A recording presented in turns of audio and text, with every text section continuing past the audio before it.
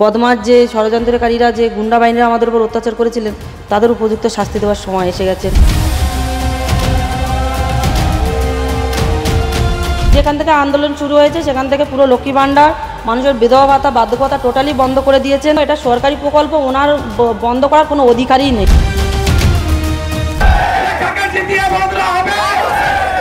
শেখ শাহজাহান ইডিকেও বলেছে ভালো, সিবিআইকেও বলেছে ভালো, সব ভালো। উনি গিরগিটের মতো রং পাল্টানোর কোনো প্রয়োজনই নেই। উনি সেটা মানুষ বুঝতে পেরে গেছেন।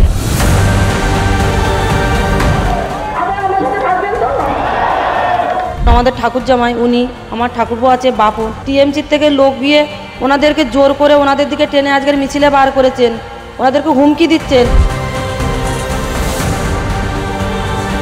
সত্যিই ভগবান আছে, আর সে দিল্লির থেকে আমাদের মাননীয় মোদিজি আমাদের আশীর্বাদ করছেন। সন্দেশখালীর বুকে যখন থেকে রাম মূর্তি প্রতিষ্ঠা করা হয়েছে তখন থেকে মানুষের প্রতি আমি দেখলাম একটা প্রতিবাদ করার শক্তি এসেছে। সন্দেশখালী বললেই পৃথিবীর এমন কোনো মানুষ এই মুহূর্তে নেই যে বুঝতে পারবে না জায়গাটিতে ঠিক কী ঘটেছিল। একাধিক অভিযোগ, একাধিক বিতর্ক, রাজ্যের শাসক দল তৃণমূলের বিভিন্ন নেতাদের বিরুদ্ধে সরব হয়েছিল বিজেপি সহ রাজ্যের বিরোধী দলের নেতারা। আমার সঙ্গে রয়েছেন সেই সন্দেশখালীর বিজেপি প্রার্থী রেখা পাত্র। দিদি, রেখা দিয়ে আপনাকে স্বাগত সংবাদ প্রতিদিন ডিজিটালে। শরীর এখন কেমন আছে? ভালো আছে। খানিকটা কি একটু চাপের মধ্যে পড়ে যাচ্ছেন? মাঝে মাঝে এত প্রচার করছেন, বেরোচ্ছেন, রোদ্রে ঘুরছেন, শরীর খারাপ হচ্ছে, অসুবিধা হচ্ছে না তো কোনো? দেখুন, রোদে ঘোরা, জল ঘাঁটা এগুলো আমাদের গ্রামের রোজগারীয় ঘটনা, এ নিয়ে কোনো সমস্যা নেই। সমস্যা এটাই হচ্ছে যে আমি প্রথমবার রাজনীতিতে লেগেছি, একটু তো অসুবিধা হচ্ছেই, আর আশা করছি আমার মা বাবার আশীর্বাদে সেটাও কাটিয়ে উঠতে পারবো।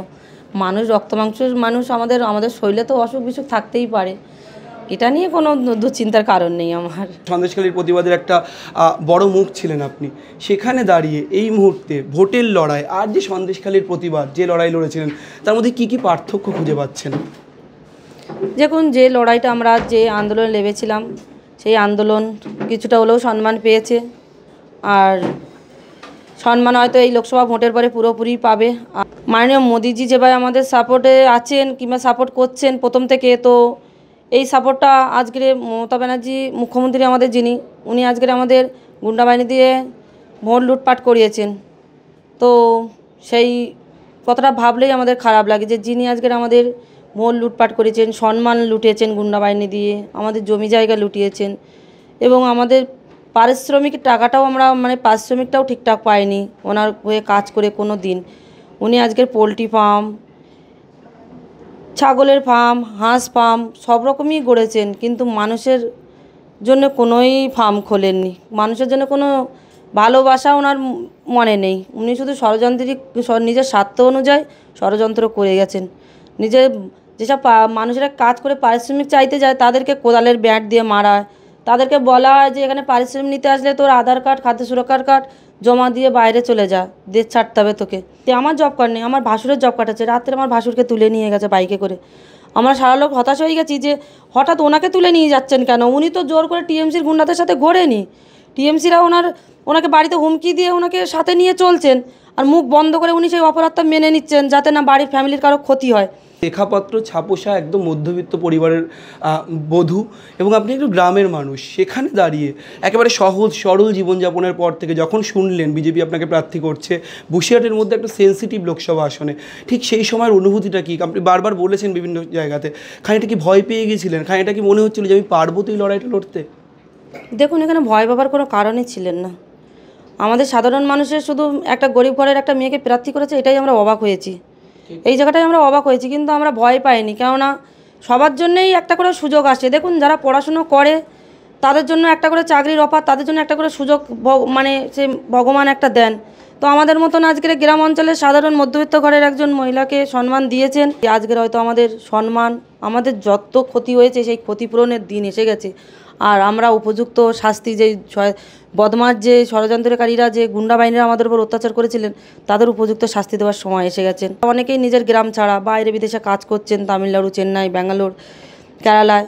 আমি সবাইয়ের পক্ষে একটাই কথা বলবো, সবাই আসুক, সবাই নিজের এই লোকসভা ভোটে ভোট দিয়ে নিজের স্বাধীনতা নিজে গড়ে নিক, নিজের লড়াই নিজেই লড়ুক। পাশে সবসময় আমি থাকবো, যেমন ছিলাম, যেমন এই আমাদের লড়াইটা যে আন্দোলনের যে রেখা বোনটি ছিল, মেয়েটি ছিল, সেটাই থাকবে ওনাদের পাশে, এটুকু আমি ভরসা দিতে পারি ওনাদের।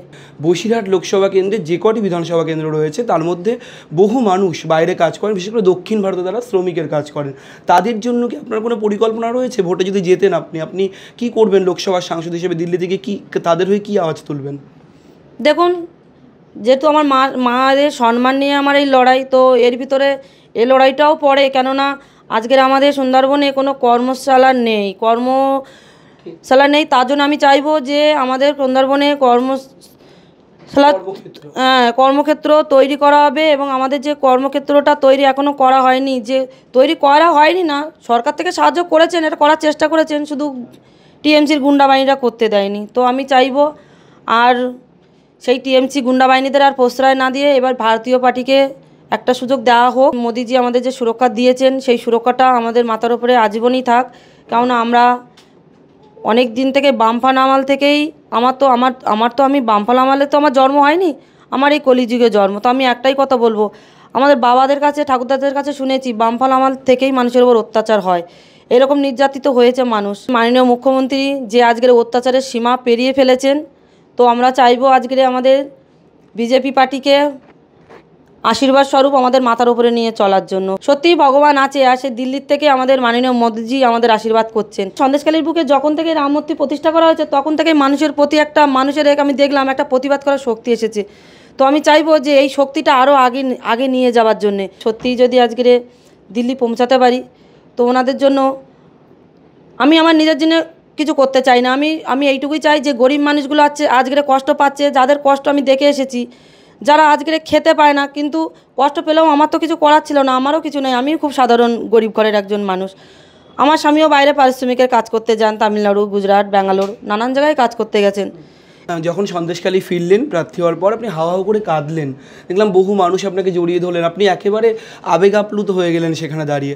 আপনার কি মনে হয় যে রেখা পাত্রের মতো সাধারণ ঘর থেকে উঠে আসা একজন মানুষ, যিনি শাহজাহানের যে গুন্ডা বাহিনীর বিরুদ্ধে আপনারা অভিযোগ করেন বারবার করে অত্যাচারের, শাহজাহানের মতো এরা যারা তাকাত, প্রচুর শক্তি তাদের, লড়তে পারবেন তাদের বিরুদ্ধে?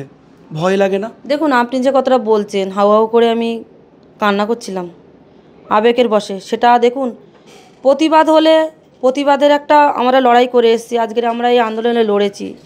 তো আজকের যে আবেগটা আমার ভেতর থেকে এসছে, আমার আমি এইটাই কষ্ট পাচ্ছি যে আজকের ওনাদের ছেড়ে আমাকে বসিরহাটে কলকাতায় গিয়ে আমার থাকতে হবে, ওনাদের সাথে লড়তে পারবো না। ওনারা এখানে আমাকে ছাড়াই ওনারা লড়াইটা চালাবেন, আর ওনারা আমার খুব কাছের মানুষ। আমি শুধু আমার সন্দেশখালীর মা বোনেদের বলবো না, প্রত্যেকটা এলাকায় যে মা বোনেরা আজকের আন্দোলনে লেগেছিল প্রত্যেকটা আমার কাছের মানুষ। তো আমি ওনাদেরকে খুব ভালোবাসি, এবং ওনাদের জন্যই আমার চোখের জল বেরিয়ে গেছিলেন যে আমরা একসাথে লড়তে পারবো না, ওনারা লড়বেন, আমাকে কলকাতা শহরে এখানে ওখানে ওনাদের জন্য প্রচার করে করে বেড়াতে হবে, ওনাদের সাথে দেখাও হবে না। সত্যি কষ্ট লাগে, নিজের একটা স্থান ছেড়ে অন্য জায়গায় যাওয়াটা সত্যিই কষ্ট লাগে। তার থেকেও কষ্ট লাগে বাড়িতে পরিবারে অনেকেই অসহায় মানুষ আছেন, বয়স্ক শ্বশুর শাশুড়ি আছেন, তাদেরকেও ছেড়ে যেতে হবে, কখন কোন অ্যাক্সিডেন্ট হয়। দেখুন, আমরা গ্রামের মানুষ, সবার সাথে আমরা মিলেমিশে থাকতে চাই, হয় আমাদের পারিবারিক ঝামেলা গণ্ডগোল হয়, কিন্তু কয়েক সেকেন্ডের জন্যে, আমাদের সেটা কয়েক সেকেন্ডের জন্য, কয়েক মিনিটের জন্য হয়, কিন্তু আমরা ঠিক আমাদের জায়গাটা আবার পরিপূর্ণতা আমরা ফিরিয়ে নিয়ে আসি, কেননা আমরা জানি যে কিভাবে আমাদের মানুষের সাথে চলতে হবে, আমরা গ্রামের মানুষটা এটা জানি। রেখা বোন, তুমি কেঁদো না, তুমি যাও, তোমার প্রতি আমাদের সবসময় আশীর্বাদ থাকবে। আমাদের এই লড়াই তুমি সবসময়, তুমি এখানে থাকবে না থেকে হচ্ছে, তুমি সবসময় আমাদের আগে লড়াইয়ের লাঠি ধরে রাখবে, তোমার কোনো এতে দুশ্চিন্তা করার দরকার। আর সন্দেশখালী উত্তপ্ত হচ্ছে, বিজেপি যারা কর্মী তাদের উপর আক্রমণ করা হচ্ছে, নতুন করে তৃণমূল পার্টি অফিস খুলছে, সব কিছু মিলেমিশে সন্দেশখালীর যে সন্ত্রাস, এই বিষয়টি আপনারা আন্দোলন করলেন, আদতে কোনো কাজ হলো কি? মানে সন্দেশখালী কি শান্ত হলো? দেখুন, অল্প কিছু শান্ত হলে এখন দেখছি যে ভিতরে এই আমাদের দিলীপ মল্লিক, আরও অনেকেই আছেন আমাদের গ্রামে, নামগুলো আমার জানা নেই। তো আমাদের কয়েকটা ভাই, এই যেমন পিকাই ভাই, আমাদের ভক্ত, আমার নিজের আপন, আমাদের ঠাকুর জামাই, উনি আমার ঠাকুরপো আছে বাপন, এই মানুষগুলোকে খুবই দুর্বল করে দিচ্ছে, ওনাদেরকে ভয় দেখিয়ে ওদেরকে ভয়ে ভীতু করে ফেলেছে।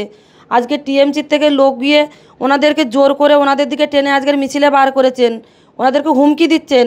তো আমি একটাই কথা বলবো, ভাই তোমরা ভয় পেও না, এই টিএমসির গুন্ডারা আর কিছুই করতে পারবে না।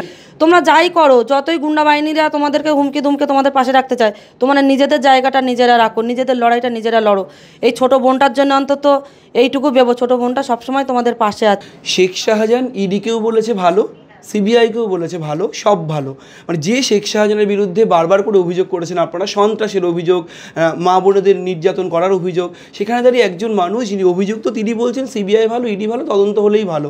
খানিকটা কি অন্যরকম গন্ধ? মানে এর মধ্যেও কি অন্য কোনো ষড়যন্ত্র বা কিছু ছোঁয়া পাচ্ছেন? মানে আপনি কিছু আঁচ করছেন? দেখুন, ওনাকে তো প্ল্যান করে রাজ্যের পুলিশ দিয়ে অ্যারেস্ট করা হয়েছিল। ওনাকে আমাদের যে সিবিআই ইডির হাতে তুলে দেওয়া হয়নি। ওনাদের কাছে আমি যতটুকু জানি মুখ্যমন্ত্রী এটাই বলেছিলেন যে কোনো ইডি সিবিআই ওনাকে অ্যারেস্ট করবে না, করলে আমার রাজ্যের পুলিশ করবে। আজকে রাজ্যের পুলিশকে দিয়ে অ্যারেস্ট করে উনি নাম কিনেছেন। আর আজকে আবার সেই শেখ শাহজাহানকে দিয়ে এটাও বলাচ্ছেন যে ইডি সিবিআই যে তদন্ত করুক, সবার ভালো হবে, মা বোনেদের দিক দিয়েও ভালো, সব দিক দিয়ে ভালো হবে। তাই মা বোনের সম্মানহানি হয়েছে, এত ভাইদের জীবনহানি হয়েছে। তো ওনাকে ভারতবর্ষের প্রত্যেকটা মানুষ চেনেন যে উনি কতটা নোংরার, কতটা ঘৃণ্যজানীয় মানুষ। তো আজকের ওই ব্যক্তিটাকে আমি একটাই কথা বলতে চাই, উনি গিরগিটির মতো না রং পাল্টিয়ে উনি নিজের জায়গাটা ঠিক বুঝে গেছেন। উনি আজকে যে জেল হেফাজতে আছেন ওই জায়গাটাই ওনার জন্য মনে হয় ঠিকঠাক প্রাপ্যজনক জায়গা। আমরা চাইবো আজকের ওনার যে গুন্ডা বাহিনী দিয়ে এখনও অবধি লুটপাট করাচ্ছেন, এখনও অবধি মানুষের অসম্মান করছেন। এখনও সন্ত্রাস চলছে সন্দেশখালীতে? অবশ্যই আমি শুনেছি আমাদের গ্রামের কিছু মানুষ যারা দুর্বল তাদের ঘরে ঘরে ঢুকে বাড়িতে হুমকি হমকা দিচ্ছেন, দিয়ে তাদেরকে নিয়ে মিছিলে বেরোচ্ছেন, তাদেরকে দিয়ে বাজে বাজে মিডিয়ার কাছে বাইট দেওয়া করাচ্ছেন। তারা জোর জবস্ত, তারা ভয়ে এগুলো বলছেন। আজকের মাতৃশক্তির স্বরূপ একটা জেগে উঠেছে। এখান থেকে কোনো একটা পিঁপড়েকে পর্যন্ত টিপে মারা যাবে না, ওরা ভালো করে জানতেন। ওই জন্য ওই মানুষগুলোকে হেনস্থা করার জন্য ওদেরকে জোর করে ওখান থেকে গ্রাম থেকে বার করে এবং রাস্তার থেকে অ্যারেস্ট করা হয়। লক্ষ্মীর ভাণ্ডার নিয়ে একটা প্রশ্ন উঠছে যে আপনি লক্ষ্মীর ভাণ্ডার পেয়েছেন বলে পোস্ট করে দেওয়া হলো, দেবাংশু ভট্টাচার্য নিজে করলেন সোশ্যাল মিডিয়াতে, বিস্তর বিতর্ক হলো। তৃণমূলের মন্ত্রী নেতারা বারবার করে বলছেন যে আপনারা শুধু রাজনীতির জন্য লড়াই করেছে, সন্দেশখালী যা অন্যায় হয়েছে সেগুলো তারা মিটিয়ে নিয়েছেন, সব ঠিক হয়ে গেছে, সন্দেশখালী শান্ত। কোথাও কি খারাপ লাগে এই লক্ষ্মীর ভাণ্ডার নিয়ে যে প্রশ্ন উঠছে? এটা তো সরকারি প্রকল্প, তার জন্য রেখাপাত্র কেন প্রশ্নের মুখোমুখি হবেন? দেখুন, একটাই কথা বলবো, সেই যে লক্ষ্মীর ভাণ্ডার, তো এটা তো সরকারি প্রকল্প, এটা মুখ্যমন্ত্রীর ব্যক্তিগত নয়। ওনার গড়ে রেস্ত করা টাকা উনি তার থেকেও দিচ্ছেন না। তো আমি একটাই কথা বলবো, এই যে আমার আজকের এই পার্সোনাল ডকুমেন্টসগুলো যে হাইলাইট করেছেন দেবাংশু ভট্টাচার্য, তো ওনাকে একটাই কথা বলবো যে উনি যেটা করেছে খুবই খারাপ করেছে। উনি মানুষ যদি হয়ে থাকতেন তাহলে এটা করতেই পারতেন না। উনি আজকে যেটা করেছেন খুবই বাজে আর খারাপ করেছেন, ঘৃণ্যজনক কাজ করেছেন। তো আজকে যদি এই প্রতিবাদের ভেতরে, এই সম্মান হারানো মায়ের ভেতর যদি ওনার ঘরের মা বোন থাকতেন, উনি কী করতেন? উনি কি পারতেন তাদেরকে ডকুমেন্টস নিয়ে এরকম তাদের গোপনীয়তা কাগজপত্র আজকে হাইলাইট করতে পারতেন না? যে সরকারি প্রকল্পগুলো চালু করেছে, যেগুলো মানুষ সুযোগ সুবিধা পাচ্ছে, সেগুলো সরকারেরই, এটা আমাদের মুখ্যমন্ত্রীর নয়। মুখ্যমন্ত্রী ব্যক্তিগত কিছু থেকে দিচ্ছে না। তো আমি একটাই কথা বলবো, এই সুবিধাগুলো পেতে গেলে যে বিজেপি সিপিএম টিএমসি সিপিএম করতে হবে এর কোনো মানে নেই। যেখান থেকে আন্দোলন শুরু হয়েছে সেখান থেকে পুরো লক্ষ্মী ভাণ্ডার, মানুষের বিধবা ভাতা, বার্ধক্য ভাতা টোটালি বন্ধ করে দিয়েছেন মুখ্যমন্ত্রী, টিএমসির গুন্ডা বাহিনীরা। আর আমি আশা করব এটা সরকারি প্রকল্প, ওনার বন্ধ করার কোনো অধিকারই নেই। নুসরাত জাহান, যিনি আপনার এলাকার একটা সময় সাংসদ ছিলেন, আপনি রেখাপাত্র, নুসরাত জাহান এবার ভোটে দাঁড়াননি। হাজি নুরুল সম্পর্কে আপনি কি বলবেন? আর নুসরাত জাহানকে সাংসদ হিসেবে আপনার কী মনে হয়? দেখুন, নুসরাত জাহান আজকে উনি একজন প্রার্থী হয়ে যেটা করতে পারেননি। তো আমি একটাই কথা বলবো, উনি যেটা করতে পারেননি ওনার উপরে দেখুন, যে দায়িত্বর মানুষ না তাকে সে দায়িত্বটা দেওয়া উচিত নয়। উনি আসলে দায়িত্ব কী জিনিস বোঝেনি না। উনি শুধু একটা সিনেমার আর্টিস্ট, উনি সিনেমা নিয়েই ব্যস্ত থাকতে চান। সেটাই উনি সেই জায়গাটা হয়তো ওনাকে ফিরিয়ে দেওয়া হয়েছে। আজকের এই বসিরহাট থেকে ওনাকে সরানো হয়েছে।